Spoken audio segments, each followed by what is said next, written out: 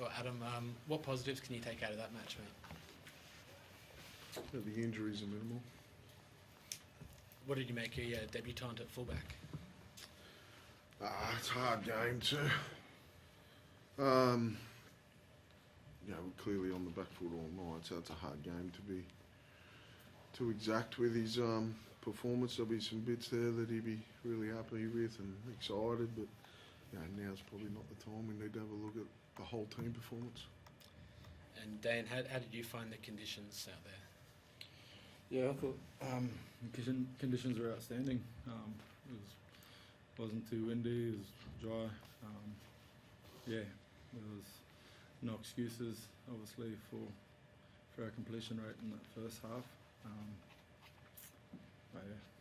The team seemed to struggle to score points throughout the game. What do you put that down to? I don't think we lacked the ability to create opportunities. Just, I guess, a bit of detail and a few fundamental things on the back of it. I think we bombed out four tries, and that was just, sometimes when you find yourself in these positions, you kind of get a bit caught up in things. Just tend to go the wrong way, but we'll go back and look at our review, and like we said, there's going to be some positives we can take from this and the ability to create opportunities, but we just got to get back to what worked good for us when we're playing good and winning, and that was playing a good, strong power game, getting to the end of our sets, getting to a kick and back in our defence. How did you find it back in the centres?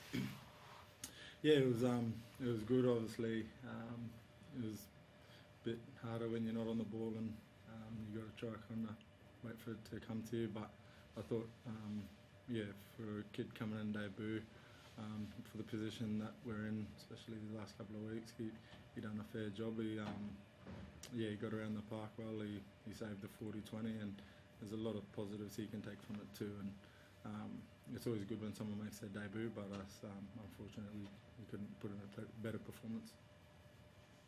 How important is it, I suppose, for the team to try and end this next month of footy as strong as possible and in the year on a high?